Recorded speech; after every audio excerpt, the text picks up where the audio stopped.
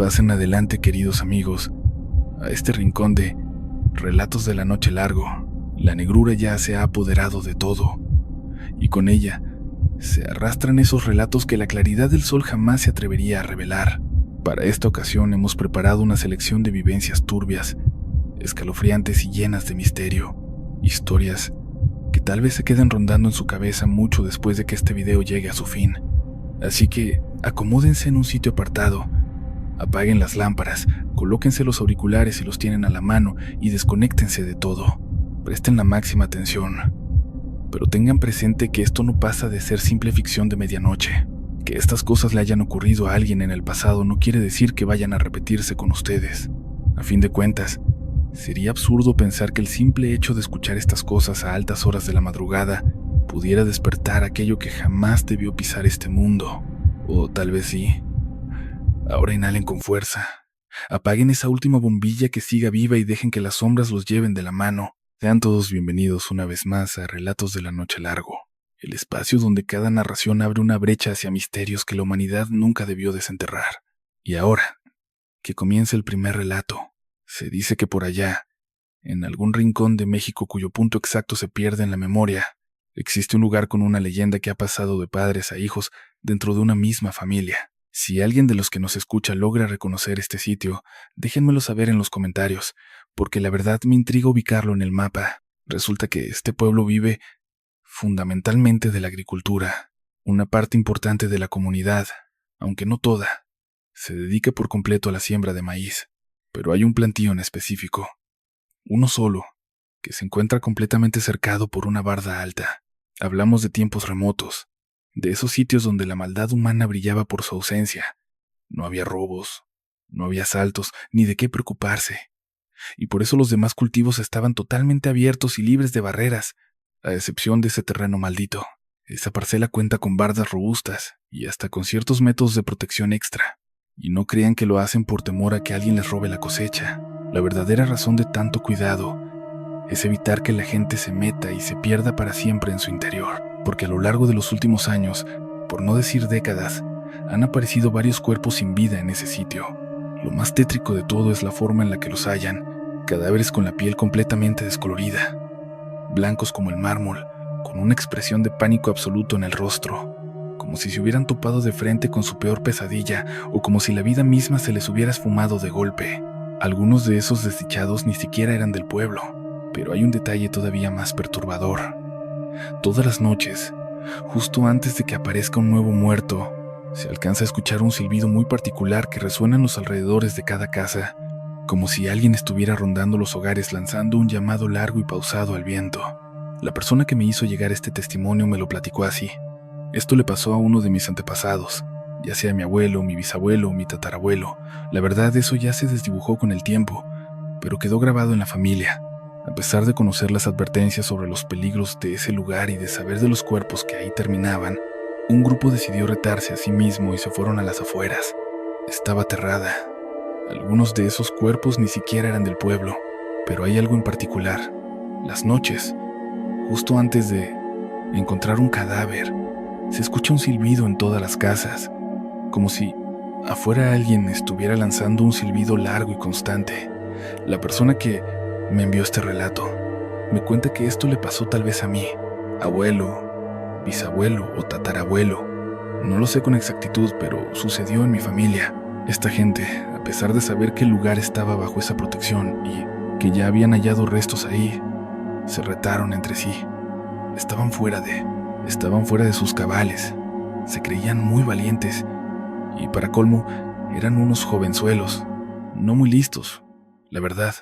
Lo peor del asunto es que quien aceptó el reto fue el abuelo de la familia, o bueno, un antepasado. Te diría que incluso un bisabuelo por cómo describen el pueblo y la falta de tecnología. Por el relato, se nota que esta historia viene de hace muchísimo tiempo.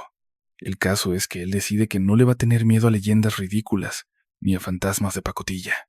A los vivos es a los que hay que temerles, no a los muertos, soltó con soberbia.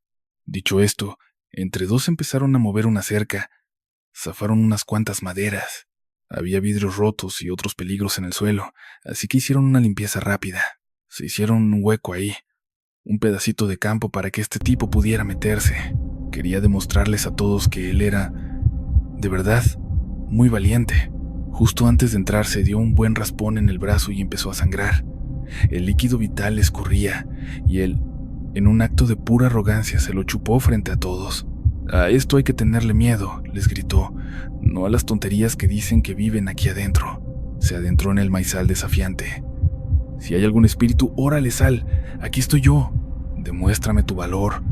¿O es que solo eres un gallina que se mete con los débiles? Mientras él seguía ahí gritando estupideces, retando a cualquier cosa que se le apareciera, uno de sus amigos le gritó desde afuera: «Ignacio, ya cállate». Cuando Ignacio volteó, se llevó una sorpresa que lo dejó paralizado. Hay que recordar que estaba bajo los efectos del alcohol, así que su percepción estaba nublada. Al girarse, ya no veía a sus amigos. Todo estaba demasiado oscuro. Ignacio pensó que tal vez tenía los ojos resecos. Se los talló con fuerza. Volvió a abrir los ojos y nada. Seguía en una oscuridad absoluta. Entonces gritó: «Gastón, no veo nada. ¿Dónde estás?». Volvió a voltear y a gritarle a los supuestos espíritus, pero ahora escuchó a sus amigos afuera: «Ignacio, que te calles ya». Entonces él se encabronó y les contestó: «¿Qué? ¿Entonces los gallinas son ustedes?». Y al girarse, logró ver qué pasaba. No veía a sus amigos porque alguien estaba prácticamente pegado a su espalda. Era alguien inmenso, lo suficientemente grande como para sacarle 60 centímetros de ancho por hombro, tan alto que Ignacio tuvo que inclinar la cabeza hacia atrás y ni siquiera lograba ver dónde terminaba esa cosa. Era una figura enorme. Ignacio se dio cuenta al ver la silueta contra la luz. A lo lejos vio un granero con una vela encendida y a uno de sus amigos con una lámpara.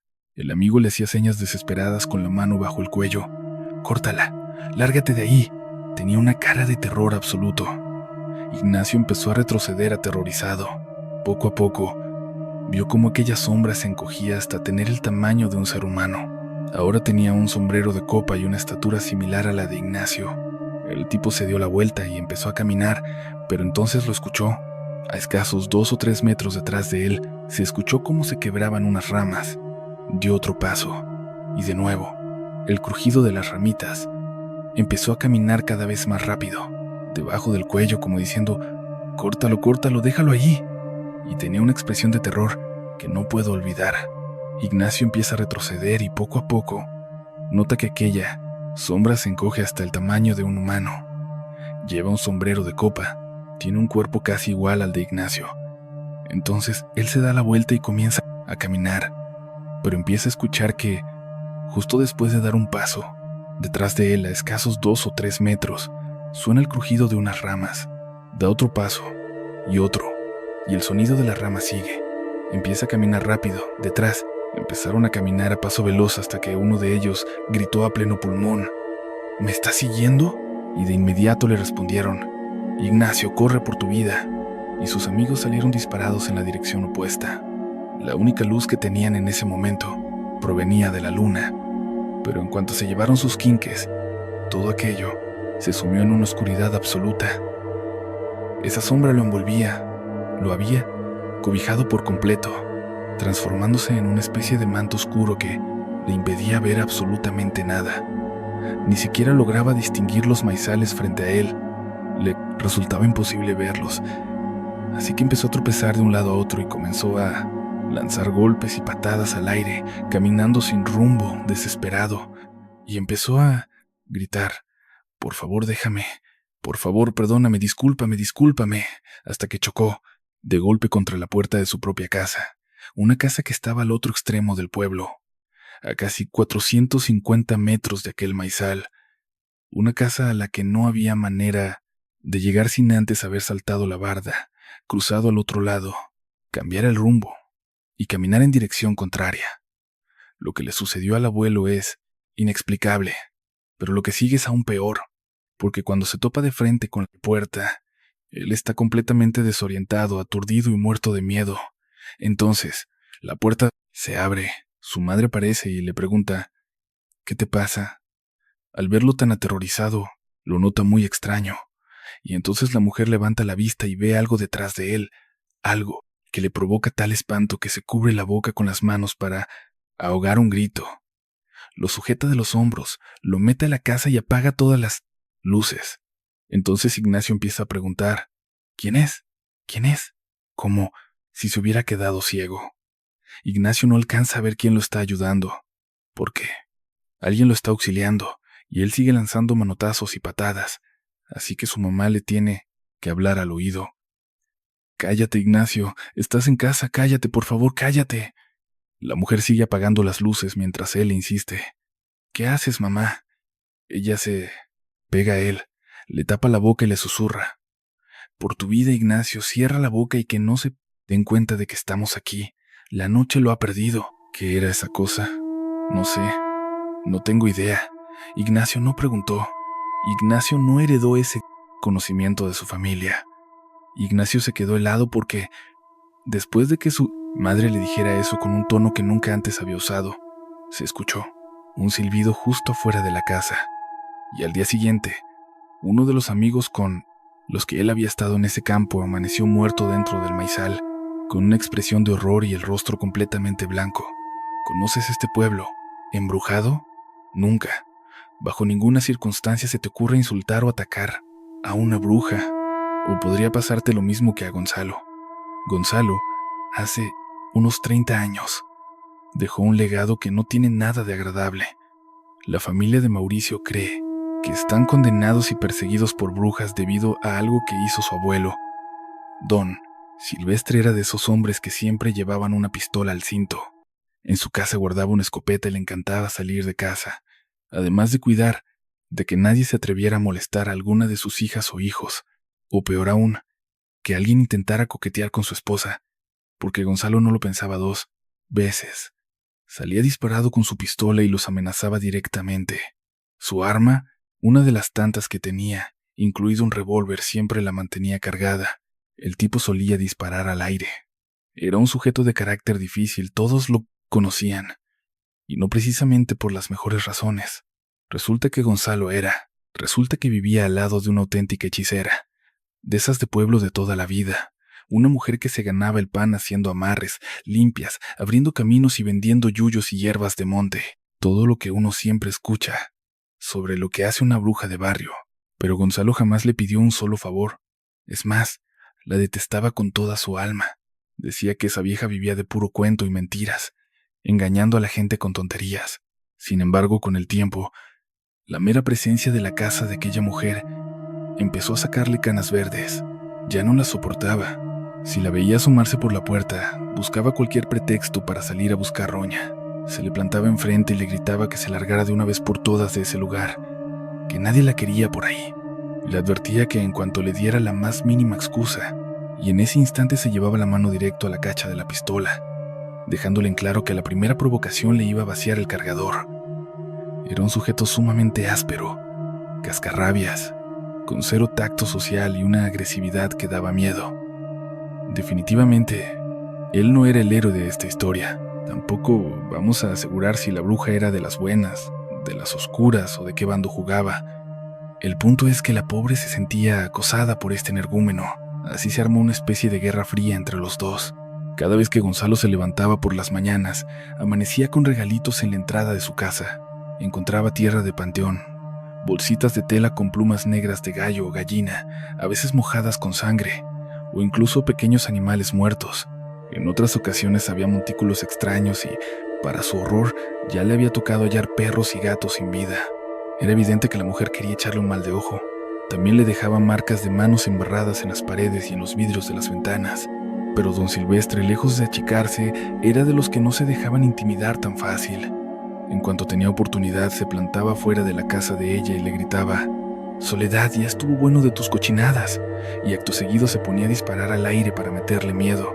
Estaba bien tostado de la cabeza ese hombre. Así pasaron los años, hasta que Gonzalo empezó a venirse abajo por la edad. De repente, un problema fuerte en los pulmones, una neumonía o pulmonía de esas bravas, lo postró en cama por una temporada larguísima. Ya no podía salir a la calle a hacer de las suyas ni andar amenazando a la gente con el fierro al cinto. El doctor se lo había prohibido tajantemente, y no precisamente por miedo a que armara un tiroteo, sino porque un cambio brusco de aire podía terminar por matarlo. Pasaron muchos meses y ahí se quedó el pobre viejo encerrado, frustrado por no poder intimidar a nadie. Esa reclusión forzada hizo que acumulase una cantidad enorme de mala vibra, una rabia sorda que se iba inflando día con día en su interior. Tenía tantas ganas de descargar su furia en actos violentos que la energía negativa se le estancaba en el cuerpo, hasta que por fin, el día que se sintió recuperado, con fuerzas para volver a ser el mismo Gonzalo de antes, abrió la puerta de su casa dispuesto a ir a visitar a su querida vecina Soledad, pero lo que vio al salir no le gustó nada de nada. Arriba de la vivienda de Soledad, que era una construcción humilde de una sola planta, con el techo hecho a base de tablas de madera y trozos de lámina vieja remendados uno encima de otro, porque la señora dinero precisamente no tenía, el panorama era perturbador. Todo el tejado estaba repleto de unos pájaros enormes de plumaje completamente blanco. Así los describía él, unos pajarotes blancos y espantosos que parecían búhos, pero mucho más siniestros. Los vio ahí parados y notó cómo se le quedaban quedando viendo fijamente, con una prepotencia extraña. Como a don Silvestre jamás le ha importado retroceder ante un simple animal, dio varios pasos decidido a acercarse a la casa de la mujer. Alzó la vista, se les quedó mirando con desprecio y le soltó: «¿Qué tanto me ven, pedazo de...?» ¿Qué? En ese preciso instante, los pájaros comenzaron a chistar de una forma macabra. Aquellas lechuzas emitieron un sonido escalofriante justo cuando él alcanzaba la puerta, de unos trozos de lámina apilados uno sobre otro.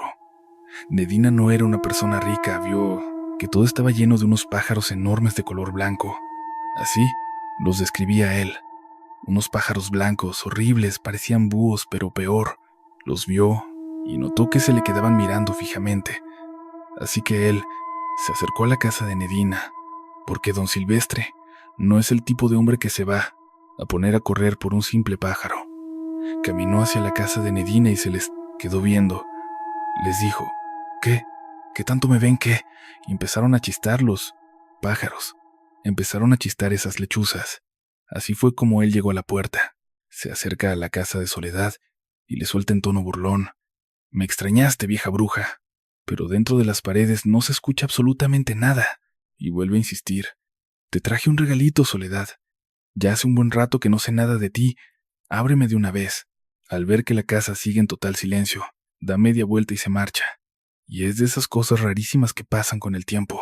El que considerabas tu peor enemigo se vuelve de pronto en alguien cercano, y a esa persona que tanto detestabas terminas por extrañarla sin poder evitarlo. Gonzalo ni cuenta se había dado, pero a su manera, muy suya, le hacía falta la presencia de Soledad.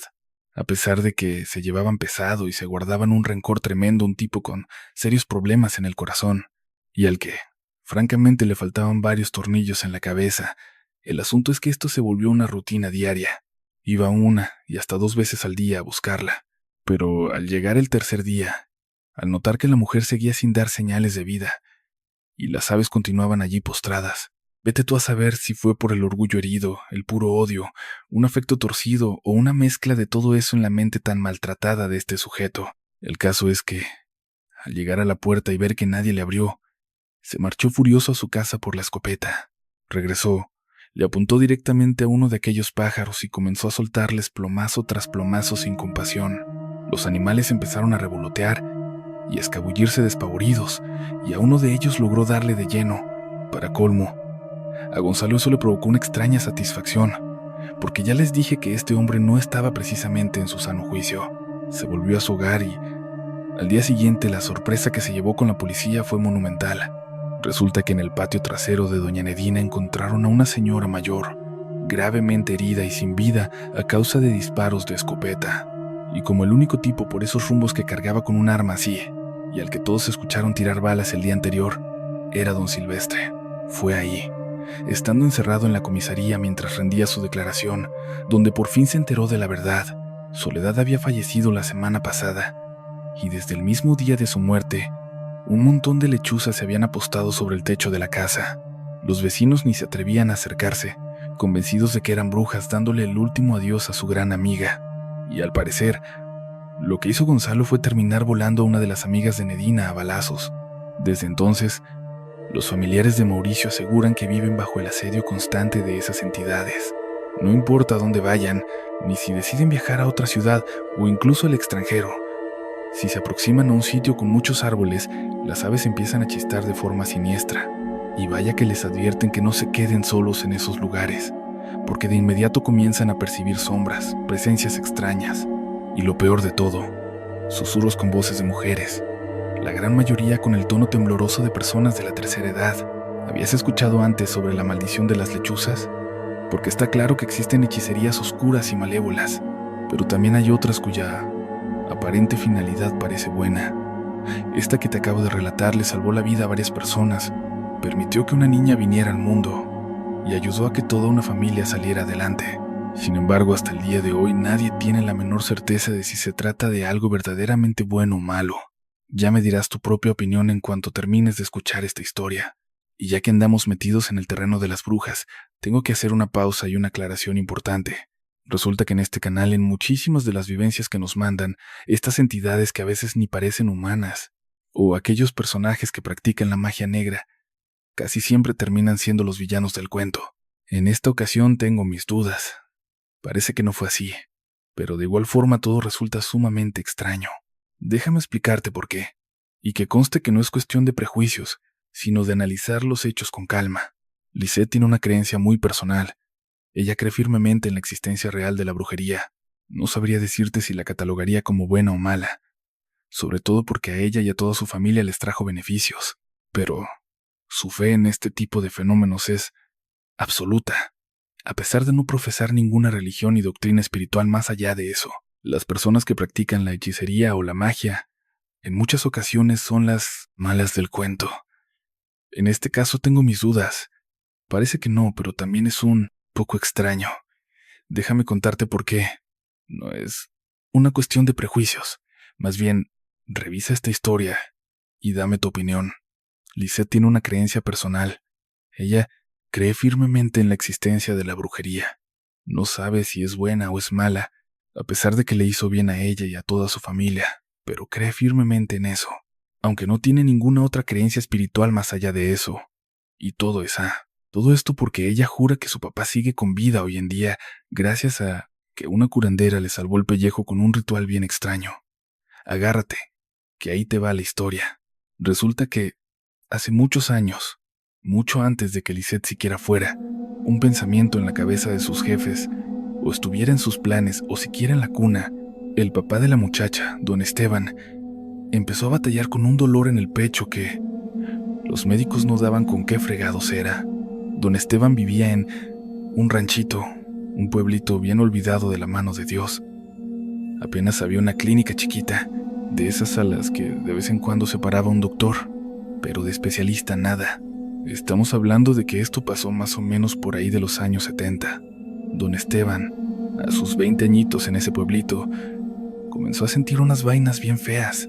De repente le daban como retorcijones en el estómago. Le entraba una desesperación por levantar los brazos. Le faltaba el aire. Puras cosas que lo traían con el Jesús en la boca respecto a su salud. Y eso que estaba a punto de casarse, bien enamorado de su novia que años después se convertiría en la mamá de Lisette. Pero estando ahí en ese hoyo de pueblo, con el miedo pisándole los talones y sin saber qué hacer, fue la misma novia la que le aconsejó que se lanzara a un pueblo vecino, donde decían que vivía una mujer que hacía trabajos, una curandera de esas, de antes, que era buenísima para los remedios pesados.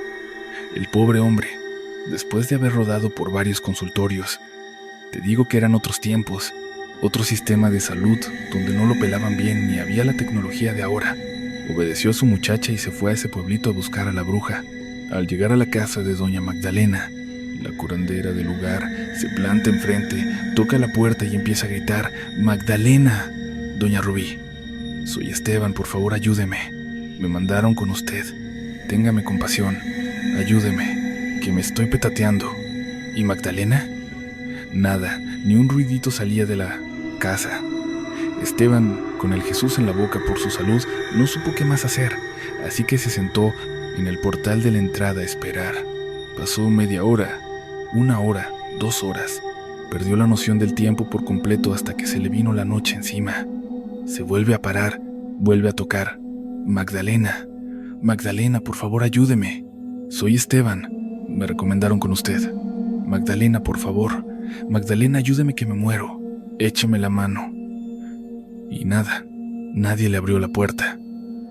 Al día siguiente, bien temprano, Esteban amanece tirado y medio adormilado en el mismo portal. Se despierta aturdido. Dios sabe qué horas serán porque todavía está oscuro, pero ya se escucha cantar a un gallo. Se para de un brinco y vuelve a tocar. Magdalena, Magdalena, por favor. Y entonces se oye la voz de una mujer furiosa. ¡Ay, déjame descansar, hombre! De repente se escuchan unos pasos apresurados que se acercan a la puerta. Abre la puerta de madera dejando ver la tela mosquitera, esa red que separa el mundo de afuera con el de adentro. Y ahí se asoma una señora bajita, chiquita, chiquita, que trae un chal negro bien enredado en la cabeza y alrededor del cuello un chal que remata con unas borlas de estambre o algún material que se ve medio afelpado. Abajo lleva un vestido largo, larguísimo, lleno de lunares azules, blancos y negros, pura ropa de abuelita, de esas de antes, y él le dice todo apenado: «Ay, doña Magdalena, discúlpeme». «¿Cuál discúlpeme ni qué 8 cuartos? No me dejas dormir, lárgate ya de aquí», le grita. «Por favor, Magdalena, si me mandaron con usted, me estoy muriendo, écheme la mano por piedad». Y ella le contesta: «Hombre, pues uno no puede hacer milagros con todo el mundo. Déjame descansar, regrésate por donde viniste. Yo ya no puedo hacer nada por ti». Y él desesperado le vuelve a rogar: «Magdalena, me dijeron que si no es usted, no es nadie. Tenga piedad de mí por lo más sagrado, tenga piedad». Él le pide ayuda desesperado, y la mujer con tono tajante le dice: «Pásale, ándale, abre la puerta». Lo hace entrar y él trata de explicarle: «Mire, es que yo…». Pero ella lo corta: «No me digas nada, ni una palabra, siéntate ahí». Señala una silla pequeña, él obedece, y doña Rubí saca solamente 2 cosas: un vaso que parece tener agua y una botella aparte, además de un pedazo de tela. Luego le ordena: «Primero, enjuágate la boca y escúpeme todo adentro de este frasco». Él se lleva el agua a la boca, empieza a hacer buches y escupe dentro del bote. Después, ella le dice: «Y ahora, con este pañuelo límpiate bien la boca y mételo también al frasco». Él hace lo que le piden, luego le suelta: «Ahora lárgate de la casa y vuelve en unas 2 o 3 horas». Él, confundido, pregunta: «¿Pero no me va a ayudar?». Ella le responde: «Lárgate de aquí, regresa en 3 horas». Esteban piensa que Magdalena en realidad solo quiere correrlo porque no lo soporta, que lo hace por molestar, pero no pierde la esperanza. Ya viajó hasta allá y aguantó un día. ¿Qué más de esperar un rato más? Así que se va, camina hacia la esquina, llega a la Alameda, una placita del pueblo, y se queda ahí sentado junto a un árbol. No sabe cuánto tiempo pasó. No trae reloj de pulsera y le daría mucha vergüenza andar preguntándole a la gente. Ya de por sí es humillante quedarse dormido afuera de una casa ajena. No vaya a ser que piensen que es un borracho o un ladrón. Así que trata de no llamar la atención, y al pasar el tiempo, regresa caminando hacia la casa. Empieza a tocar, pero nadie responde. «Doña Rubí, ábrame, por favor». «Magdalena, yo sé que no me quiere atender, pero tenga piedad. Pasa la noche entera ahí. El tipo no cede». Ya en la madrugada vuelve a tocar, y de nuevo se escuchan aquellos pasitos. Ella le dice: «Que ya te vayas. Te lo dije. Déjame descansar». Él insiste: «Por favor, Magdalena. Me ando muriendo, si no es usted, nadie más me va a ayudar». La puerta se abre. Ahí está la señora bajita, y ahora trae puesto un velo blanco, igual que el de la mañana. Ella le dice: «Ya, métete. Ándale, pásale». Cuando entra le ordena sentarse. Repite la rutina: el vasito con agua, el bote vacío y el trapito. «Haz lo mismo», le dice. «Haz buches, échalos en la botella y luego límpiate». «Doña Rubí, si no me quiere ayudar, mejor dígame». A lo que ella responde: «Haz lo que te digo, haz lo que te digo». Esteban, entre confundido y sin saber qué hacer, toma el vaso, hace los buches, los escupe en la botella y mete el trapo dentro. Ella lo corta: «Sálgase de aquí. Venga mañana. Mañana ya tendré lo necesario para ayudarlo». «No, doña Rubí, pero es en serio. Si no me va a ayudar, dígamelo. Necesito atenderme de alguna manera. Lárgate. Si no confías, no vuelvas». Y apenas pisa la calle, él se da cuenta de que esa mujer es de armas tomar. Tiene un carácter muy fuerte. Parece que lo está ayudando a la fuerza. Sale, cierra la puerta y solo alcanza a escuchar que ella reniega. Ya no dejan a una descansar, hombre. Cierra la puerta de un golpe. Esteban no quiere quedarse dormido ahí. No vaya a ser que llegue algún policía y se lo lleve. Busca un lugarcito donde pasar la noche. Fuera del pueblo encuentra una casa abandonada que parece haber sido una caballeriza.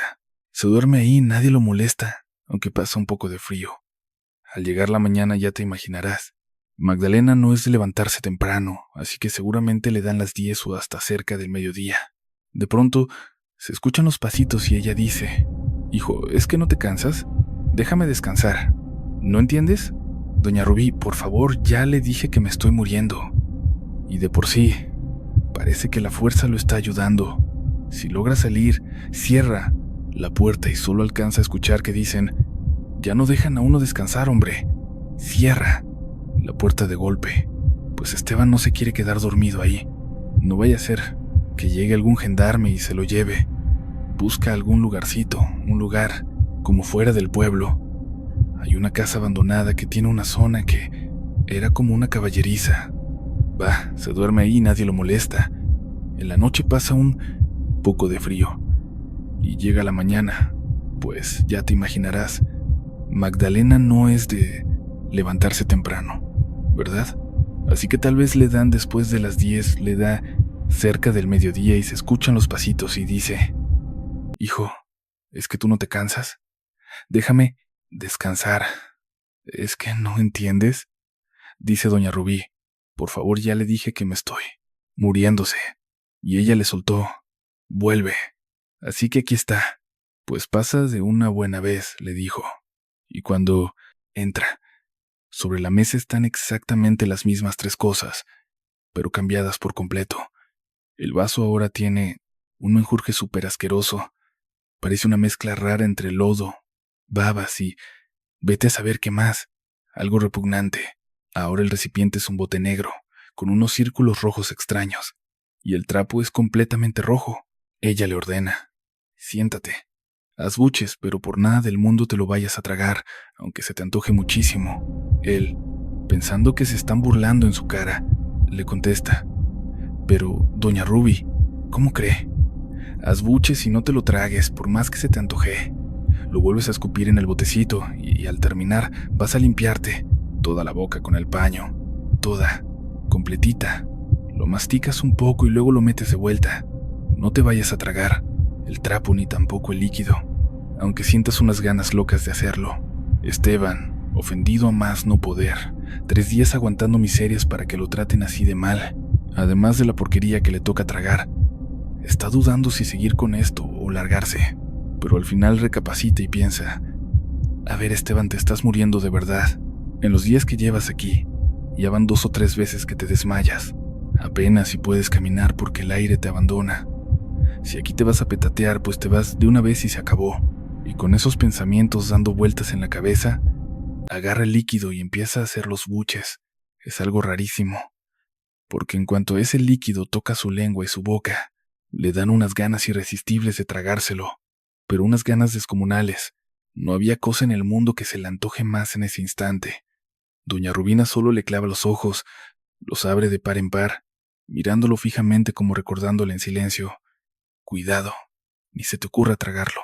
Entonces él recobra la cordura, pone una cara de susto tremenda, agarra el bote rojo y lo escupe todo.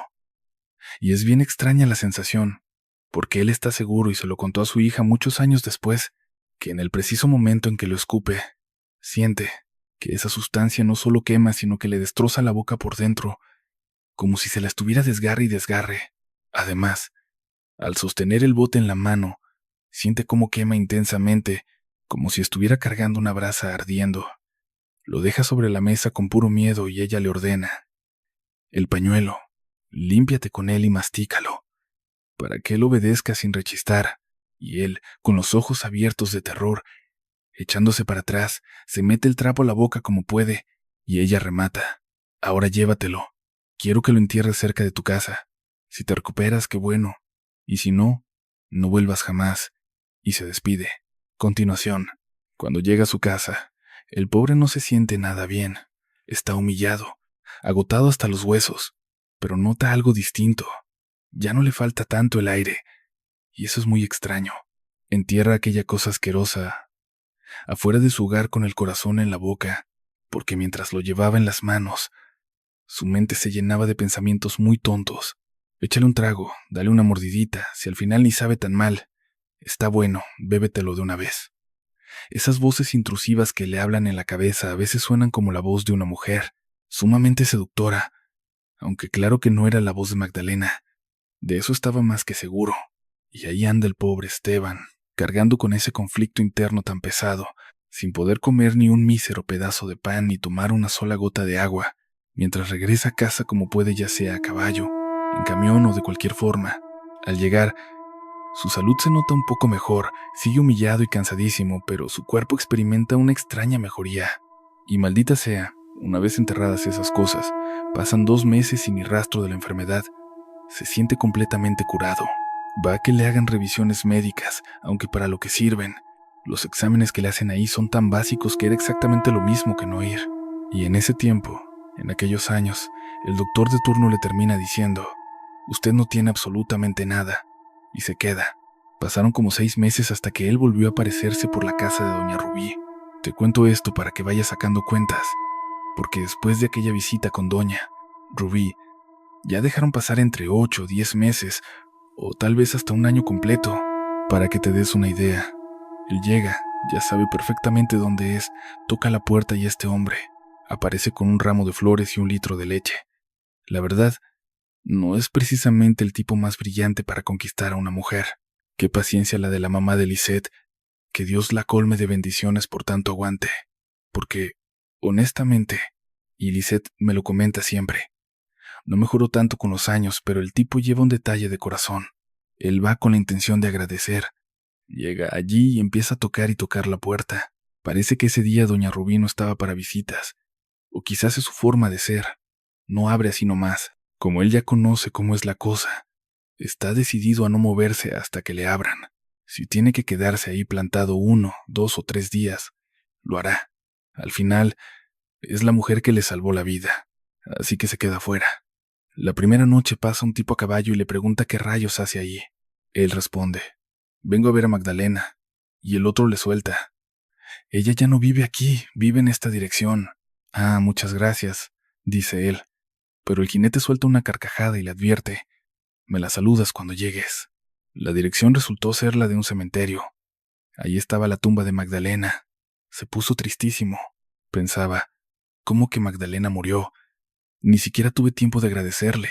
Al revisar la fecha, se dio cuenta de que ella llevaba 10 años fallecida. Ahora, yo te pregunto, ¿ese tipo de brujería es buena o es mala?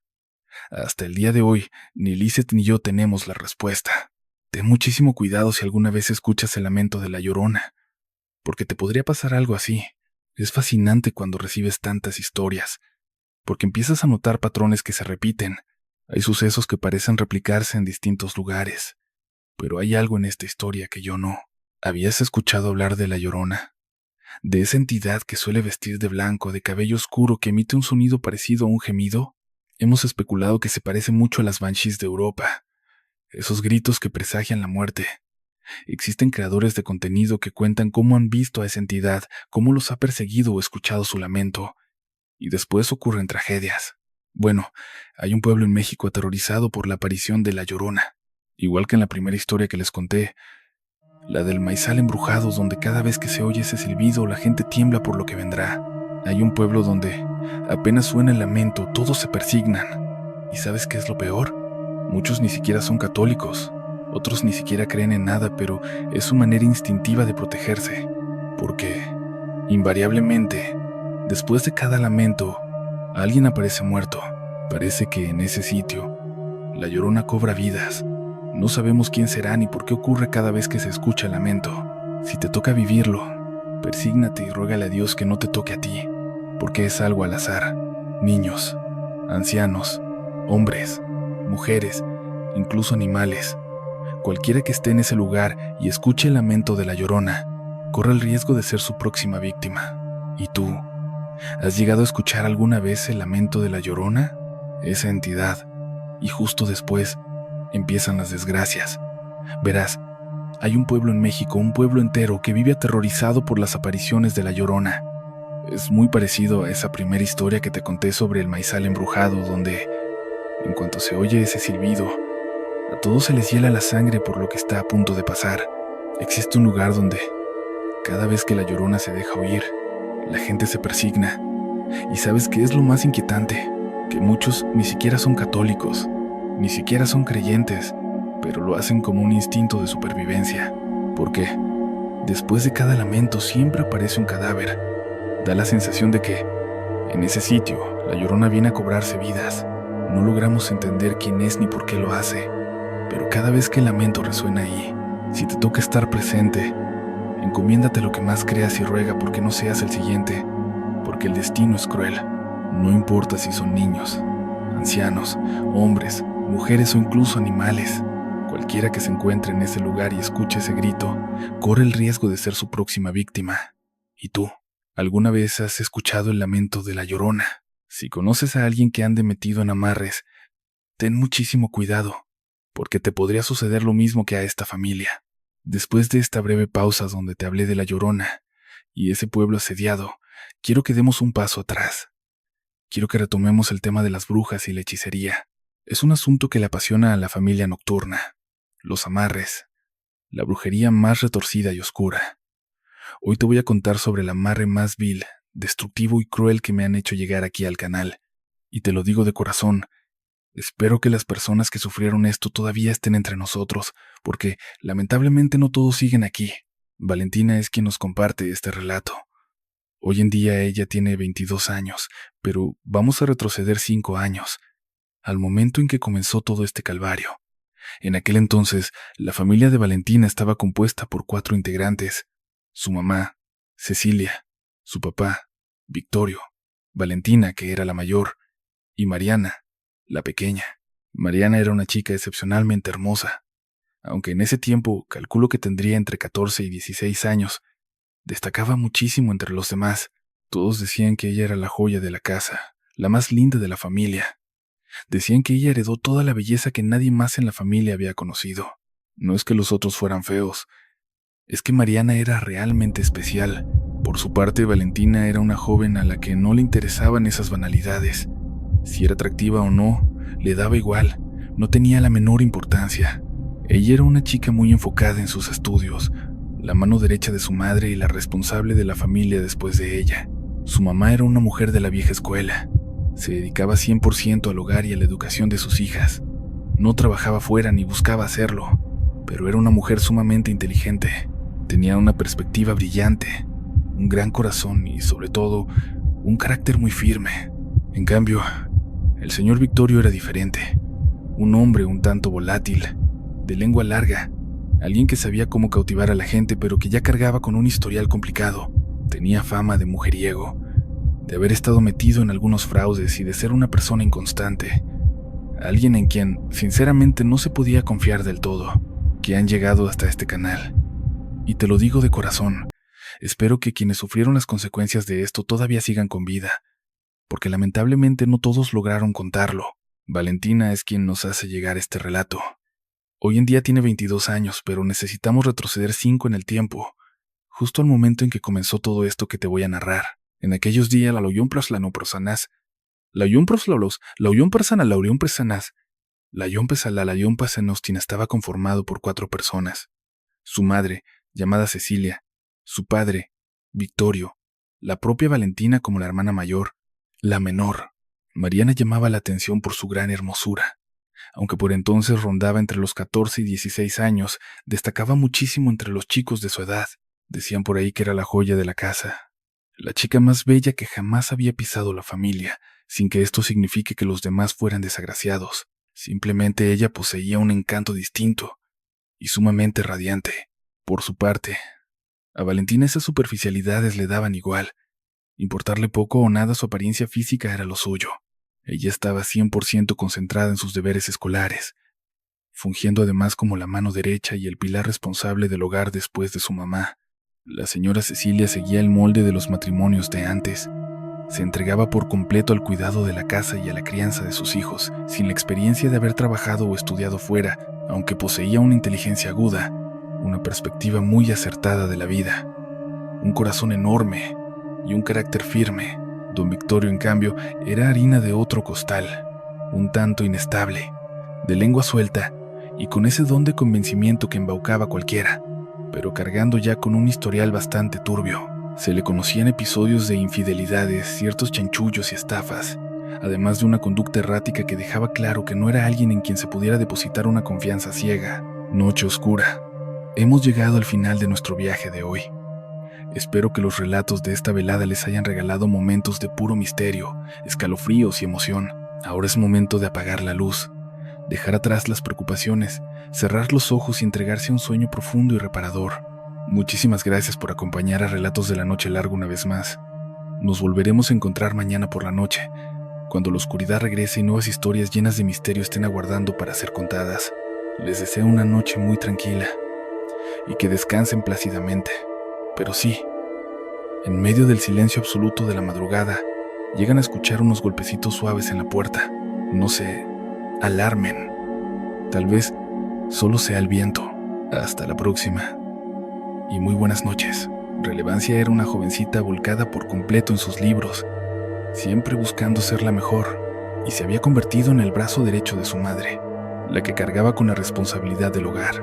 Su mamá era de esas mujeres chapadas a la antigua, de las que ya casi no hay. Vivía dedicada en cuerpo y alma a la casa y a criar a sus hijos.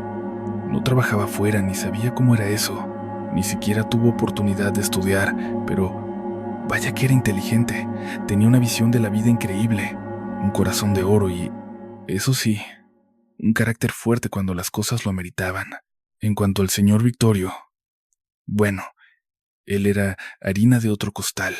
Era un tipo volátil, de lengua larga y con esa labia capaz de engatusar a cualquiera, pero ya cargaba con sus cositas.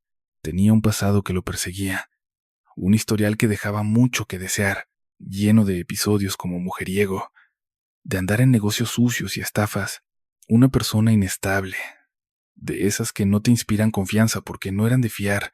No era una perita en dulce, pero tampoco se podía decir que fuera la peor persona del mundo.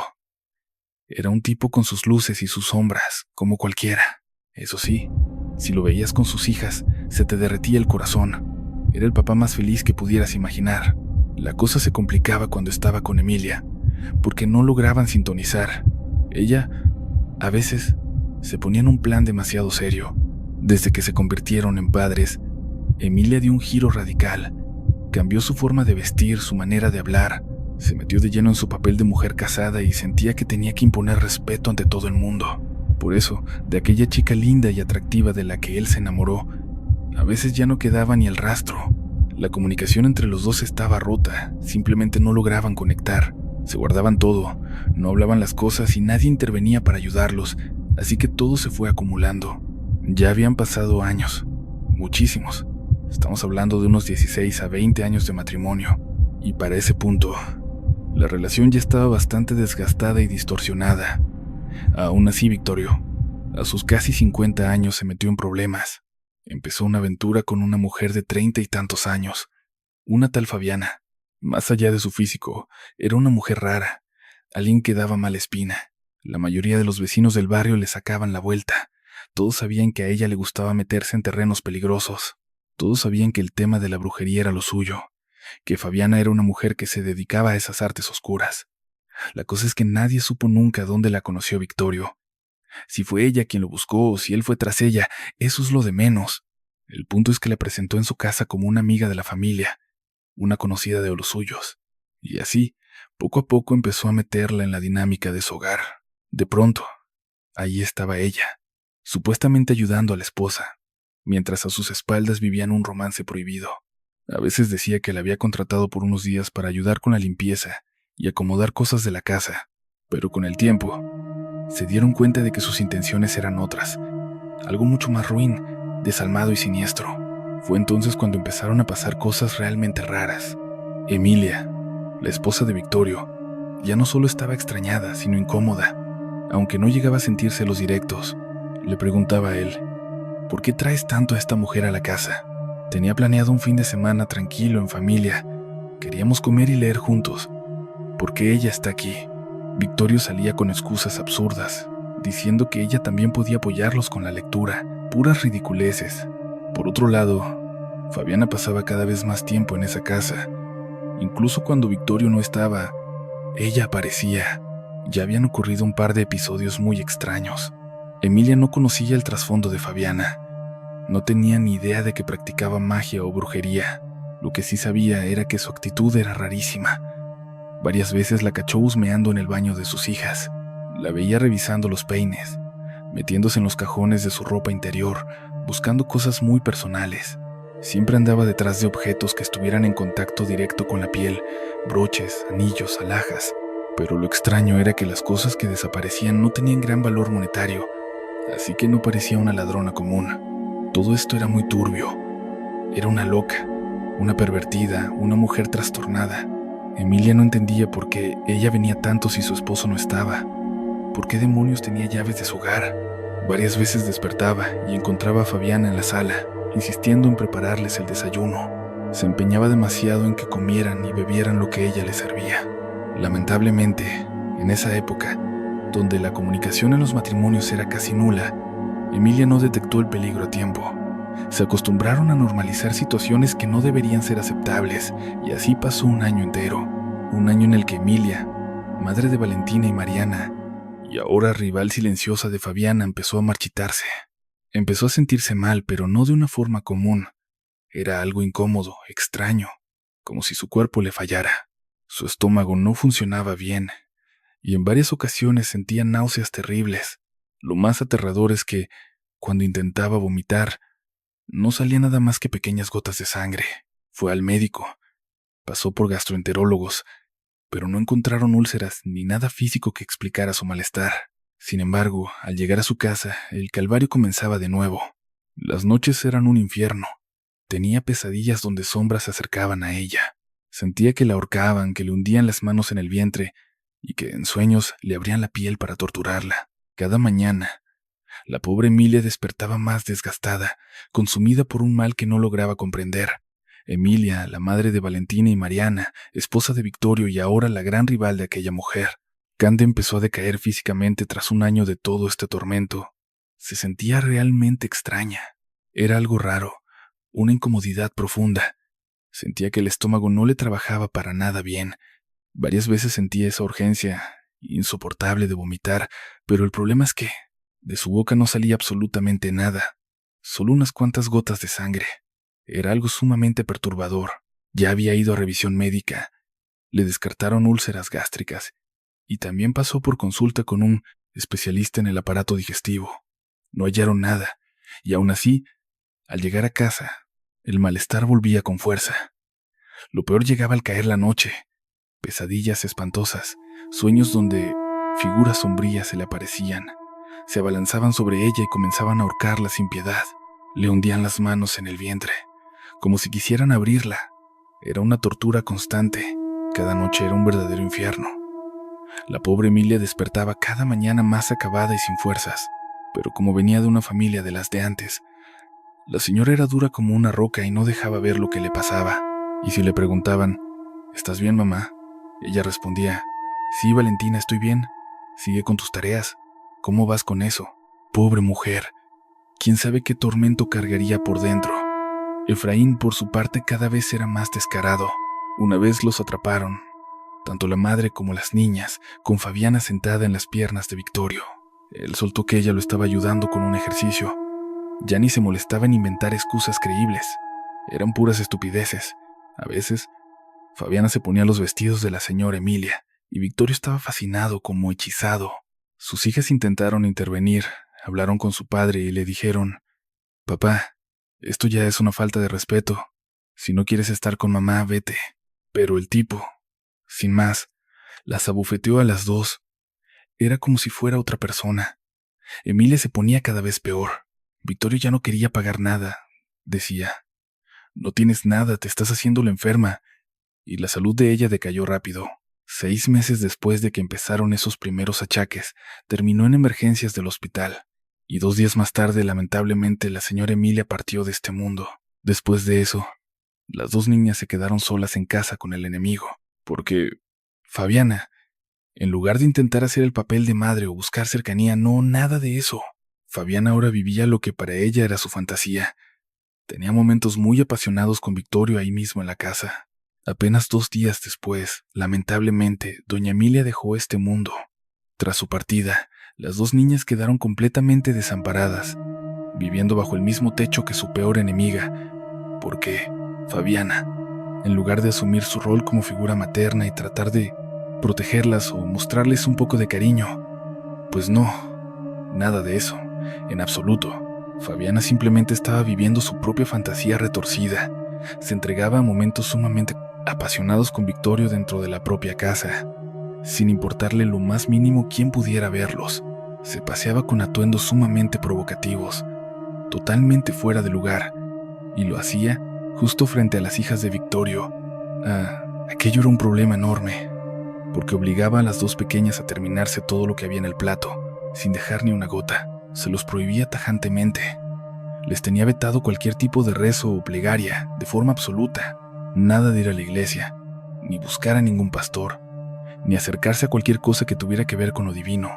Mi abuela, con su fanatismo religioso, siempre decía que todo eso eran puras tonterías y que bajo ninguna circunstancia se iban a permitir. Apenas puso un pie en esa casa, una de sus primeras acciones fue agarrar todas las Biblias y prenderles fuego. Una vez que ella tomó el control, ese lugar se transformó en un auténtico infierno. Ese es el problema. La situación no se detuvo ahí, siguió escalando. Te cuento, esto pasó hace 5 años. Era una familia de mente muy cerrada. Valentina y Mariana, las hermanas, terminaron forjando un vínculo inquebrantable. A veces, los lazos más fuertes son los que nacen precisamente en medio del dolor. Y es que Valentina empezó a ponerse muy mal. Empezó a sufrir achaques muy parecidos a los que tuvo mamá antes de morir. Comenzó a tener pesadillas terribles, cosas que la atormentaban físicamente. Sentía unas náuseas insoportables, y cuando vomitaba apenas salían unas cuantas gotas de sangre. Valentina se estaba volviendo loca. Ya habían pasado varios años desde que todo este calvario comenzó, así que finalmente tomó la decisión de escapar de casa con su hermana. Victorio las vio saliendo con las maletas, pero no hizo absolutamente nada. Ni siquiera se dignó preguntar a dónde iban, ni trató de detenerlas. Al contrario, fue directo hacia Aria para abrazarla y darle un beso apasionado. Y Fabiana, sabiendo perfectamente lo que estaba ocurriendo, solo les dijo: «Que les vaya bien, niñas, que les vaya bien. Recuerden que yo siempre las acompaño», añadió, porque Valentina no se curaba, al contrario, cada día empeoraba más. Escapar de esa casa no sirvió de nada. Su salud seguía deteriorándose. Las hermanas no tuvieron más remedio que buscar ayuda con sacerdotes, pastores y cuanta gente pudieron, ignorando todas las prohibiciones que Fabiana les había impuesto. Le decían cosas como: «Ese carro no es para que lo malutilices, de aquí en adelante, a donde sea que vayas, te vas con tu nena». Y le daban las llaves a la niña, que conducía como una loca, como si llevara al mismísimo diablo tras el volante. Esta mujer manejaba por las carreteras como si no hubiera un mañana.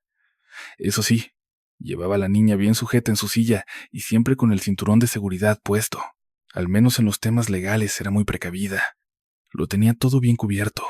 Al final dieron con alguien que pudo ayudarlas. Primero acudieron con una mujer, una que se dedicaba a hacer limpias, y fue ella quien les advirtió que les estaban haciendo un trabajo de muerte. Después de eso, un sacerdote empezó a apoyarlas a través de oraciones. Ellas comenzaron a ir de un lado a otro. Cada persona que les ofrecía ayuda la aceptaban. Estuvieron huyendo durante un tiempo, refugiándose en casas de familiares o de amigos, gente que conocía su situación, porque lo que pasaba en esa casa no pasó desapercibido, fue algo escandaloso. Ya han pasado 5 años, desde que todo esto inició. Valentina me confesó que nunca terminaron de sanar del todo. Una cosa seguía tras otra, una racha de mala suerte tras otra. Me dice que a día de hoy sienten que esta mujer no va a descansar hasta verlas muertas, hasta llevarlas al otro mundo, porque, de alguna manera, en su cabeza, de una forma tan retorcida, esta mujer no estará tranquila hasta que él, Victorio, solo tenga ojos y corazón para ella y no exista nadie más en su vida. Es por eso que te digo, ten mucho, pero mucho cuidado cuando trates con alguien, especialmente si sabes que maneja o que le gusta meterse en temas de amarres. Te gustan las historias y las leyendas de los pueblos. tienes que escuchar este relato. Una de las historias más extrañas que han llegado al canal es esta. Resulta que hay un pueblo, no te voy a decir el nombre porque prefiero omitir lo que está allá en Nuevo León, donde ocurrió una tragedia muy, muy extraña. Hace ya más de 15 o 20 años, vivió una familia que, no de la noche a la mañana, pero sí con el paso de los años, logró hacerse de una cantidad de dinero bastante considerable. Tanto así, que cuando la nieta cumplió 19 años, le regalaron un carro, uno de esos deportivos, de carreras. Imagínate, estamos hablando de un pueblo donde no todos tenían vehículo, y los que tenían, generalmente eran carros bastante viejos, y ella andaba en un deportivo del año. ¿Para qué? ¿Quién sabe? Las calles de ahí eran pésimas, llenas de pozos, huecos, baches mal hechos. Y esto no es por hablar mal del lugar, es que así era el terreno, así eran las calles en aquel entonces, y eso debieron haberlo considerado, pero no lo hicieron. Esta nieta ya era toda una personalidad. Era conocida por hacer desplantes, por ir a fiestas, y, de repente, verla con un tipo, luego con otro. Era escándalo tras escándalo. Por eso, cuando a sus 15 años quedó embarazada, nadie, absolutamente nadie en el pueblo se sorprendió, ni lo tomó como un gran escándalo. Solo decían, ah, bueno, lo imaginábamos, en algún momento iba a pasar. O cosas como, uy, yo hubiera jurado que se embarazaría antes. La gente la juzgaba mucho y ella no se sentía en su lugar. Tal vez por el tipo de educación que recibió, tal vez por su familia. El caso es que no encajaba, y quizás para incentivaría un poco, tal vez por el tema del bebé, que apenas tenía unos 6 meses en ese tiempo, pero el bebé ni siquiera tenía 2 años cuando le dieron ese carro, ese vehículo deportivo, ese carro de carreras. Esta chica lo quería para presumir. Le encantaba llegar con ese carro a las fiestas de los pueblos. Llegaba a una, luego a otra, y en plena madrugada andaba ahí, en las carreteras, aún en ese tiempo en el que ocurre esto. No había tantos peligros relacionados con la inseguridad, pero ella sí que era un peligro al volante. Sus papás, un poco por enojo y otro poco para ponerle un hasta aquí, le dijeron, no, tú tienes que ser una mamá responsable. Y si te dieron, todo aquello carecía de riesgos mecánicos. No existía ninguna clase de amenaza vinculada a fallas de seguridad, pero ella representaba un verdadero peligro mortal al volante. Sus papás, furiosos y decididos a ponerle un alto definitivo, un alto de esos tajantes, le reclamaron, no, tú tienes que asumir la responsabilidad como una persona madura, y por si fuera poco, iba a 180 o hasta 200 kilómetros por hora, sabiendo perfectamente que, a esa velocidad, si se te cruza una mosca o una simple piedrita, puedes provocar una tragedia. Y no pasó mucho tiempo antes de que ocurriera lo inevitable. En plena madrugada un escándalo sacudió todo. Estamos hablando de pueblos minúsculos, de esos donde cualquier ruido fuerte en una punta se escucha perfectamente en la otra. Se oyó una explosión tremenda. En cuestión de segundos la gente ya estaba afuera. Eran las 3 de la mañana y los vecinos salieron en bata, en ropa interior, desesperados por saber qué había pasado. El estruendo fue tan fuerte que decían que ocurrió justo en el extremo opuesto del pueblo. Estamos hablando del lado contrario donde vivía la familia de la chica. Lo que sucedió esa noche se convirtió en leyenda en ese lugar. Quizás fue un bache, un animal que se cruzó, o tal vez otro vehículo. Algo vio la chica mientras manejaba porque perdió el control por completo. El coche se topó con algo y quedó hecho añicos. Dicen que, muy probablemente, volcó y, por la velocidad que llevaba, empezó a dar vueltas y vueltas sin control hasta quedar destrozado. En la primera voltereta, parte del cuerpo de la chica salió disparado por la ventana. Lo demás es historia. No quedó nada de ella, prácticamente. Tuvieron que identificarla por el vehículo, no por sus restos. Espero que puedas visualizar la escena. Pero había un detalle más. Una situación totalmente inexplicable que forma parte de la leyenda. Me refiero al sitio exacto donde iba la familia de esta muchacha. Pero justo en el carril de enfrente, en ese carril contrario sucedió algo que, hoy por hoy, se ha convertido en toda una leyenda de por aquí. Quizás pillaron un bache traicionero, se les cruzó algún animal de la nada o se les vino encima otro auto. El caso es que algo pasó. Ella debió ver algo aterrador mientras manejaba, porque el coche se estrelló contra lo impensable. El vehículo quedó completamente irreconocible, hecho pedazos, Cuentan los lugareños que lo más seguro es que dio un volantazo, volcó y, con el impulso y la velocidad a la que iba, comenzó a dar vueltas y vueltas sin parar. Quedó totalmente destruido. Y lo peor fue que, apenas en el primer tumbo que dio el carro, parte de su cuerpo salió despedida por la ventanilla. El resto ya es historia trágica, no quedó prácticamente nada de ella. De hecho, a la pobre chica la terminaron identificando por los restos del auto, no por lo que quedaba de su cuerpo. Espero que te puedas hacer una idea de la brutalidad de la escena, pero ahí no acaba la cosa, porque se desató un misterio inexplicable, una leyenda oscura que todo el pueblo todavía recuerda lo que pasó aquel día. Se escuchaba una música, era una canción que no dejaba de sonar en la radio del coche. El vehículo seguía allí, con las luces encendidas y la música a todo volumen, y justamente por el escándalo de la radio fue que los vecinos salieron a ver qué pasaba. Ni esperaron a que llegara la ambulancia o ayuda desde la ciudad, que hubiera tardado más de 2 horas. Al acercarse se quedaron helados. En el asiento de atrás vieron a una nena, una pequeña que, gracias al cinturón de seguridad, milagrosamente estaba ilesa. Solo algunos rasguños y el susto, pero los médicos nunca, jamás pudieron explicarse qué carajos, cómo es que la niña seguía viva. Con esa velocidad, fue el único rincón del auto que quedó intacto. Lo demás era chatarra. Esto que te voy a contar son puras piezas de las conversaciones que se escuchaban los días después del milagro. Lo primero es que los oficiales, los de tránsito e incluso los mismos paramédicos quedaron impactados. Al llegar, la escena era un desastre total. Tuvieron que revisar a la niña, pero ella ya estaba fuera del coche cuando llegaron. El auto estaba apagado, sin luces, y empezaron a preguntar quién se había metido ahí para apagarlo y sacar a la niña. Resulta que alguien lo hizo. Esa persona sacó a la pequeña en brazos, pero estaba aterrorizado. ¿Y por qué ese miedo? Porque en cuanto tomó a la niña y logró alejarla del vehículo, el carro se apagó por completo. Se acabó la música y se fueron las luces. El problema es que no encontraban la batería. Vaya odisea. Tardaron una semana entera en dar con ella. Había salido disparada con una fuerza brutal del vehículo, quedando a casi 700 metros de distancia, oculta y enterrada entre unos matorrales espesos.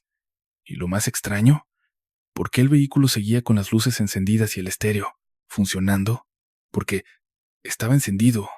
Aunque el motor ya no marchara, solo operaban. Las luces y la música. Nadie lograba explicárselo. Por más que se preguntaban unos a otros, una y otra vez, «Oye, ¿tú también viste las luces?» Algunos respondían que sí, mientras otros lo negaban rotundamente. Sin embargo, aquel vecino que logró salvar a la niña lo tenía clarísimo. En cuanto abrió la puerta para sacarla, experimentó la extraña sensación de que el carro por fin había cumplido su misión, o más bien, era como si aquella presencia que custodiaba a la criatura se hubiera desvanecido del lugar, dejándonos, a nosotros, todo el peso de la situación. Pero hay más. Hay otra historia escalofriante. Un hombre que, tras escuchar el estruendo tremendo, se acobardó por completo, dominado por el pánico. Al principio dudó en salir de su casa, pero al asomarse y ver que varias personas ya se acercaban al auto siniestrado, finalmente se atrevió a salir. No obstante, algo captó de inmediato su atención, y para nada era la zona del accidente ni el tumulto de gente que se arremolinaba cada vez más. No, lo que miraba estaba arriba, en el cielo. Era luna llena. La noche lucía completamente despejada, y de pronto empezó a distinguir siluetas oscuras volando por los aires, siluetas dotadas de unas alas descomunales, idénticas a las de un murciélago. Pero él conocía bien a los murciélagos, y ninguno alcanza semejantes proporciones. Esos monstruos eran casi 10 veces más grandes, del tamaño prácticamente de una persona adulta, y sus alas membranosas se recortaban contra el firmamento, mientras algunos murciélagos, reales y diminutos, cruzaban velozmente por el mismo sitio, dejándose notar a la perfección. Y de repente, otra vez, aquella entidad alada gigantesca planeando justo por encima de las cabezas de la multitud, mientras la gente parecía completamente ciega, como si nadie más pudiera verla. Por otro lado, una vecina anciana, una abuelita llamada Doña Josefa, aseguraba con absoluta firmeza que esa misma noche Fuerzas infernales y ejércitos celestiales se estaban disputando ferozmente el alma y el cuerpo de la niña y de la bebé. Y cuando habla de la niña, se refiere a la adolescente accidentada. Ella comentaba que, desde su cómoda, mecedora situada en el porche de su casa porque le encantaba respirar el aire fresco de la madrugada y solía quedarse ahí dormida a ratos, fue testigo directo de un resplandor insólito, una luz de una intensidad tremenda, que brotaba desde el interior del vehículo. Y jura que vio esto justo después de que los rescatistas sacaran a la joven. Está convencida de que se trataba de algún tipo de ángel protector que había permanecido allí, custodiando a la nena hasta el momento exacto en que la pusieron a salvo. ¿Qué fue lo que realmente ocurrió aquella fatídica noche? ¿Cómo es posible que la muchacha sobreviviera milagrosamente sin un solo rasguño hasta el día de hoy? Todo esto forma parte de las leyendas oscuras de este rincón olvidado. Dime tú, ¿de qué crees exactamente que estamos? ¿Música? ¿Hablando? Si te fascinan los relatos escalofriantes de objetos malditos, ¿alguna vez has escuchado acerca de las reliquias malditas de la familia Morín? No, quédate, porque aquí te voy a contar 3 de los casos más perturbadores. Hay pueblos destinados a hundirse, con todos sus habitantes, llevándose a la tumba secretos tan oscuros como siniestros. Los Morín eran una dinastía que amasó una fortuna colosal, digamos que a base de tejer redes y cerrar tratos que únicamente los beneficiaban a ellos. Sin importarles aplastar a toda la gente del pueblo, se aprovecharon, sin piedad, de las necesidades más apremiantes de humilde familia tras humilde familia. Poco a poco, se transformaron en usureros despiadados. Empezaron a apropiarse de terrenos ajenos mediante triquiñuelas y manipularon cada resquicio legal a su favor, mientras los habitantes de aquel pequeño poblado carecían por completo de herramientas para defenderse, sin entender absolutamente nada de finanzas ni de asuntos bancarios. Así fue como los Morín, de la noche a la mañana, se convirtieron en los dueños absolutos, siempre con problemas legales a sus espaldas. Y en aquel pueblito donde vivían, la gente no sabía cómo defenderse de sus artimañas. No entendían nada de esos temas de dinero o bancos. Así que, de un día para otro, los Morín se quedaron sin nada y tenían una fortuna descomunal y vivían en una casa que ni te imaginas. Era una propiedad de película, una mansión inmensa a las afueras del pueblo, un lugar con más de 20 habitaciones, alberca, campo de tiro y hasta establos para sus caballos. Aquello era más que una simple mansión. Era uno de los terrenos más grandes de toda la región, y todo pertenecía a los Morín. El pueblo no es que no los quisiera, es que los odiaba. Les tenían un coraje tan profundo que buscaban vengarse. No se sabe con certeza a quién acudieron, pero la persona que contrataron les entregó 3 objetos para ejecutar su venganza, y eran artículos realmente oscuros. Los Morín, por su parte, jamás vieron venir el golpe. Habían tenido víctimas durante tanto tiempo que eso se había vuelto su estilo de vida. Veían a la gente de este humilde pueblo simple y sencillamente como sus pequeños esclavos, sus juguetes, sus trabajadores. Un día llegaron a las puertas de la mansión con una caja de madera bastante grande. Estamos hablando de algo de casi 1 metro con 90 centímetros de altura, pesadísima, y traía adjunta una carta de parte de la familia Ibarra. ¿Quiénes eran los Ibarra? Entre tanta gente que conocían, ni idea. Mandaron llamar a un herrero del pueblo. Cuando el hombre abrió la caja, dentro había un reloj, uno de esos tipo cucú, con un pajarito y un péndulo que se balanceaba de un lado a otro. El reloj estaba detenido, pero era una pieza hermosa e impresionante. No, lo pensaron 2 veces. Era una reliquia, y ya fuera para usarlo de decoración o para venderlo después, les servía igual. Así que ordenaron meterlo a la casa y lo acomodaron.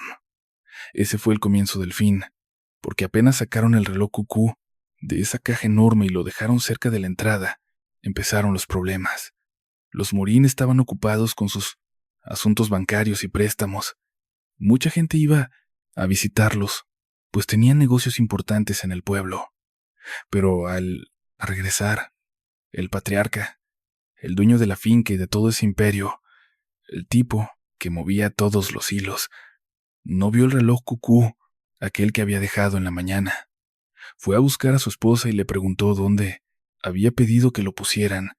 El reloj no estaba, simplemente había desaparecido. Empezaron a revisar algunas habitaciones y al final dijeron: bueno, ya lo habrán movido, mañana. Le preguntaremos al personal de servicio, porque no van a permitir que les roben sus cosas. Malditos rateros, gente mugrosa y hambrienta. Así que hicieron una búsqueda rápida por la casa, pero no dieron con el reloj. Sin embargo, a la mañana siguiente, justo cuando estaban interrogando a todo su personal, de pronto se escuchó un cucú, un sonido mecánico, el movimiento del péndulo y las campanadas marcando la hora. Y justo en ese instante entró una llamada a la casa. Al contestar, era alguien de la policía. Acababan de asaltar el negocio. El padre, alarmado, salió junto con uno de sus hijos directamente hacia la ciudad. Allá se olvidó por completo del dichoso reloj cucú, porque la noticia de la pérdida o el asalto al negocio era mucho más urgente. Cuando llegaron al local vieron que no fue un gran robo, pero sí rompieron varios cristales y se llevaron mercancía. Y fue entonces cuando el tipo se pone furioso y empieza a gritarles unos insultos terribles, llamándolos unos malagradecidos y muertos de hambre, echándoles en cara toda la ayuda que les han dado y cómo les están pagando ahora. Así que decide contratar a un herrero de inmediato. Lo manda llamar, montan forjas, colocan protecciones de metal en las ventanas y refuerzan toda la seguridad de la casa. Para reforzar la seguridad, a la mañana siguiente pusieron a un guardia apostado en la entrada. Por las noches, 2 vigilantes custodiaban el lugar, uno en cada extremo. Era casi una manzana entera, así que ese enorme almacén necesitaba estar bajo vigilancia constante. A partir de entonces, al llegar a casa y tras un par de días, se dieron cuenta de algo. El reloj de Cuco había desaparecido. No aparecía por ninguna habitación. No habían tenido tiempo de preguntar a nadie, pues habían estado encerrados, pero el reloj había sonado ese mismo día, así que tenía que estar en algún rincón. El sonido se escuchó cerca. Quizás por tener la mente en 1000 cosas a la vez, no se habían percatado de dónde estaba, o tal vez lo tenían frente a sus ojos y simplemente no lo veían. A la mañana siguiente, cerca del mediodía, el cuco volvió a sonar. Sin haber preguntado, los empleados por su paradero lo localizaron. El sonido venía de la planta alta. Iban camino a investigar cuando de repente sonó el teléfono. Era alguien muy cercano a la familia, un prestamista que había sido de los primeros en meterlos en el negocio y con quien tenían una deuda pesada. Acababa de llamar porque el hombre estaba bajo una investigación federal muy seria, y las cosas empezaban a apuntar directamente hacia la familia Morín. Espero que captes la idea. Los negocios que manejaban no eran precisamente legales ni transparentes, y aquel aviso era una señal en clave de que venían por ellos. El nerviosismo se apoderó de la casa. ¿Qué nos va a pasar? Los días siguientes fueron de pura paranoia. Despidieron a todo el personal, solo se quedaron ellos solos. No podían permitir que nadie tuviera acceso a sus bienes, ni dinero, ni joyas, ni documentos. Tenían que borrar cualquier rastro para que no pudieran rastrearlos y empezaron a planear cómo salir de aquello. Toda la familia estaba enfrascada en esta revisión de documentos cuando, de pronto, alguien llamó a la puerta. Se quedaron mirando a la entrada, olvidando por un instante que ya no tenían empleados para abrir. Fue allí, en medio de aquel caos y desesperación, que recordaron que ya no había nadie trabajando para ellos. Tuvieron que salir ellos mismos. Afuera, en la calle, había una caja de 1 metro con 50 centímetros de ancho. Al abrirla, se encontraron con una muñeca preciosa, de porcelana. Si no supieran que era de cerámica, habrían jurado que era una persona real, pero el señor Morín ya había visto muñecas de ese tipo, aunque nunca de ese tamaño. Tenía algo extraño. Por alguna razón, quizás de precaución, las manos, los pies y la boca estaban amarrados con una cuerda muy resistente. Probablemente era para evitar que la muñeca se quebrara o se golpeara. De lo contrario, no tendría sentido. Así que, entre él y su hijo mayor, cargaron la muñeca, la llevaron adentro y la sentaron en la sala. Su hija, una niña de apenas 10 o 11 años, quedó encantada con ella. La llamó Lulú y se pasaba el día entero hablando con la muñeca. Tenía conversaciones constantes con ella. Y el señor Morín, que ya estaba al límite de los nervios, le gritaba: «Por favor, cállate. Esa muñeca no es más que un juguete. Si sigues molestando con eso, Si sigues hablando a gritos y no nos dejas atender asuntos más importantes, voy a hacer que esa cosa desaparezca. La amenazaba constantemente, pero Lulú seguía allí, y la niña no dejaba de hablarle. Así pasó una semana entera, hasta que un día, tras varias noches sin pegar el ojo, obsesionado con la idea de que la policía llegaría en cualquier momento, y se los llevaría a todos a la cárcel, porque esos hombres no tenían, con la idea de no dejar ningún rastro, que nadie pueda seguirlos ni encontrarlos, y es ahí cuando comienzan a maquinar sus planes. Toda la familia, de repente, por ahí del segundo, tercer o cuarto día de estar en cierro, en medio de toda esa tensión, vuelve a sonar el timbre de la puerta principal, llamándolos de la casa para que vayan a abrir. Pero en el momento se les olvida por completo que ya no tienen ningún empleado trabajando para ellos. Y es justo ahí, en medio de este caos, de este torbellino de nervios y desesperación, cuando caen en cuenta de la realidad. Ya no hay nadie a su servicio. Tienen que salir ellos mismos a ver quién es. Y al asomarse afuera, tirada justo en la entrada de la casa, ven una caja grandísima de 1,50 m de ancho. Al abrirla, descubren una muñeca preciosa, de porcelana fina. Si uno no supiera que es un juguete, juraría que está viendo a una persona real. Sin embargo, el señor Morín ya conocía ese tipo de piezas antes, aunque jamás había visto una de ese tamaño. Lo único extraño era que, por cuestiones de cuidado y precaución, las manos, los pies y la boca venían amarrados con una cuerda sumamente gruesa y fuerte. Tal vez era un método para evitar que la muñeca se rayara, se trizara o sufriera algún golpe durante el traslado, porque de otra manera no tendría ningún sentido. Así que entre él y su hijo mayor deciden cargarla, meterla a la casa y sentarla en la sala. Por su parte, la hija menor, una niña de apenas 10 o 11 años, queda completamente fascinada y encariñada con la muñeca, tanto que decide nombrarla Lulú, y se la pasa todo el santo día platicando con ella, contándole cosas y manteniendo supuestas conversaciones constantes. Pero el señor Morín está que se lo lleva el diablo de los nervios, y le grita: «Por favor, guarda silencio ya. Esa maldita muñeca es solo un juguete. Si sigues jodiendo con eso, si sigues hablando en voz alta y no nos dejas concentrarnos en asuntos mucho más urgentes, te juro que la voy a hacer desaparecer». Y así se la pasa, amenazando a Lulú y regañando a la niña, pasando los días en «ya deja de hablar tan fuerte que no nos dejas atender cosas más importantes». Me las basa. Las amenazas no cesan contra Lulú y la pequeña, y así transcurre una semana entera, hasta que una jornada, tras llevar varios días sin pegar el ojo, completamente agotado y con los nervios de punta por si aparece la policía o si en cualquier momento vienen a detenerlos de la nada, porque esta gente no razona en absoluto. Tienen tantos problemas encima que ya no saben ni qué hacer. La situación es tan grave que la familia está al borde de un colapso, tratando de salvar lo que queda del negocio. En medio de este caos mental y de todas estas tragedias, el hombre se dirige al garaje. Tenía una eternidad sin manejar, así que simplemente sube a uno de sus autos, lo enciende y, sin fijarse, en lugar de poner reversa, mete primera. Se estampa contra la pared y en ese instante se da cuenta de algo aterrador. Su pobre pequeña estaba ahí, justo entre el coche y la pared. La aplastó. La niña no tuvo ni tiempo de lanzar un grito, pero aquí viene lo más extraño. Cuando llegan los médicos y paramédicos, el padre está destrozado, la familia en shock, pero al revisar el cuerpo, la pequeña tenía marcas de haber estado atada de pies y manos, incluso la boca encintada, como si alguien la hubiera tenido cautiva para que no pudiera pedir auxilio. Y ahí empiezan las sospechas. Todo el mundo empieza a apuntar hacia la familia. ¿Le hicieron algo ellos? ¿Qué pasó realmente? Las semanas siguientes fueron un infierno. El negocio se vino abajo. Nadie quiere acercarse a la familia Morín. Nadie quiere tener tratos con alguien que asesinó a un familiar, y mucho menos de una forma tan macabra. Además, el chisme corrió como pólvora y ahora todo el pueblo sabe de esos secretos oscuros que supuestamente la familia escondía. Los Morín están siendo atacados por todos lados. Después de todo el drama, el señor Morín está en casa, teniendo que sobornar a medio mundo para no acabar en la cárcel. Está desesperado, intentando que su vida no termine de hacerse pedazos. Se pregunta cómo es posible que aquellos muertos de hambre a los que ayudaron se hayan convertido en enemigos tan poderosos y malagradecidos.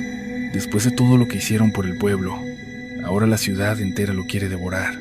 Es el hombre que maltrató a su hija, el que paga sobornos para seguir libre, el que siente el aliento de la policía en el cuello. Es un hombre al que la desgracia le toca a la puerta todos los días. Ya han pasado semanas desde la tragedia. Son casi las 12 del día y la madre, junto a sus otros hijos, no ha logrado levantarse de este golpe. Viven como si fueran zombies, muertos en vida. El señor Morín ya no aguanta más la presión. Y ahí, otra vez, a mediodía, escucha el maldito reloj cucú. Grita enfurecido: Fernando, encuentra esa porquería y destrúyela de una vez. En eso, suena el timbre de la casa. Ardiendo en cólera, abre la puerta y camina por todo el terreno hasta llegar a la entrada. Hay un camión de mensajería, un servicio súper lujoso, de esos que casi nadie conoce.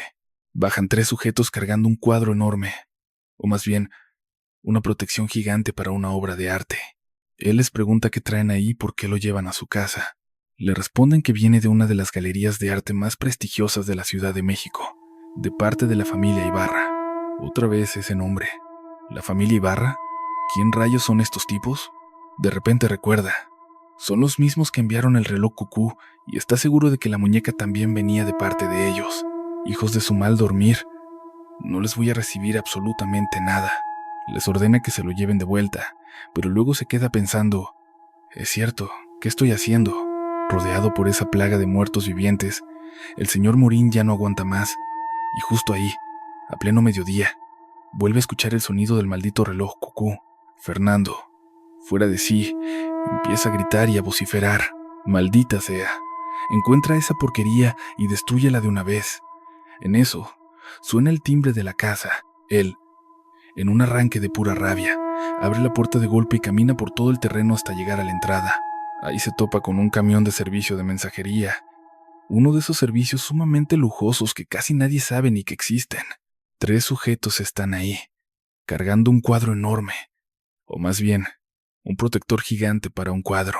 Él, molesto, les pregunta qué demonios es eso y por qué lo traen hasta su casa. Le responden que viene de una de las galerías de arte más renombradas de la Ciudad de México, enviado por la familia Ibarra. Al escuchar otra vez ese apellido, el tipo explota. ¿La familia Ibarra? ¿Y estos quiénes se creen que son? De pronto hace memoria. Ya recuerdo. Son los mismos que me mandaron el reloj cucú. Estoy seguro de que la muñeca también venía a nombre de esa familia. Hijos de su mal dormir, no les voy a recibir absolutamente nada, les grita, mientras les ordena que se larguen con su carga. Y entonces, por un segundo, se queda pensando: sí es cierto, ¿qué estoy haciendo? Son los mismos sujetos que me enviaron aquel reloj de cuco. Y estoy completamente seguro de que el paquete de la muñeca venía a nombre de la familia Ibarra. Hijos de puta, no pienso aceptarles nada. Les exige que se lo devuelvan. Y de pronto recapacita. Es verdad, ¿qué diablos estoy? Tengo que mantener la cabeza fría. Los negocios son los negocios. Así que ordenó que metieran el cuadro a la casa. Meten la pintura al interior. Ya es pasada la medianoche. Justo cuando el reloj cucú marca las 12, el tipo se despierta de golpe. Se levanta y ve que toda la casa está llena de humo. Corre a despertar a su mujer, pero ella está en un sueño profundísimo. Le toma una eternidad intentar que despierte. La señora simplemente no reacciona. Es como si no estuviera ahí. Él le grita que se tienen que ir, que la casa se está incendiando, pero ella no responde. Parece como si estuviera muerta en vida.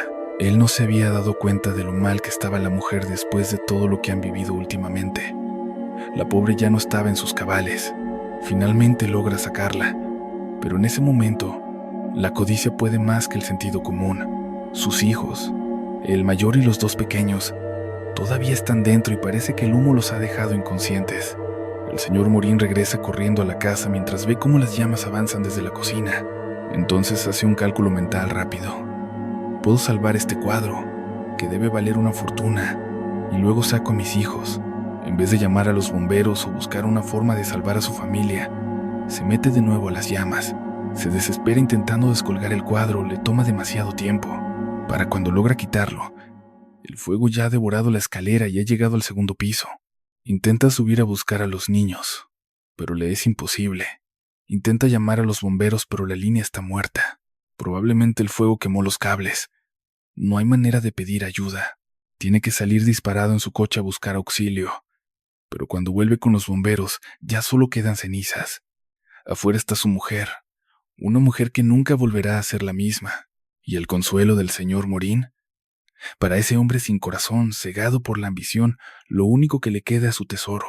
Abre el cuadro y lo que encuentra es una imagen aterradora. Es su propia casa, consumida por completo por el fuego, firmada por Ibarra. 3 objetos malditos, 3 regalos de ese pueblo que terminaron destruyéndolo a él y a toda su familia. Lo único que le dejaron fue el amargo recuerdo de su avaricia. Ten mucho cuidado con tus enemigos, sobre todo si te hacen regalos. Y así, queridos amigos que nos siguen en Relatos de la Noche Largo, en esta velada sombría, cerramos nuestro episodio de hoy. Espero que estas historias les hayan erizado la piel y los hayan dejado pensando. Ahora es momento de apagar la luz, soltar todo lo que les preocupa, cerrar los ojos y descansar. Gracias por estar con nosotros en Relatos de la Noche Largo, una noche más. Volveremos mañana, cuando la oscuridad caiga de nuevo y traiga consigo nuevos relatos cargados de misterio. Les deseo una noche tranquila, que descansen profundamente, pero si en mitad del silencio de la madrugada escuchan unos golpecitos en la puerta, no se asusten. Quizás solo sea el viento. Hasta la próxima, y que tengan muy buenas noches. Noche oscura. Hemos llegado al final de nuestro viaje de hoy. Espero que los relatos de esta noche les hayan regalado momentos de misterio, escalofríos y emoción.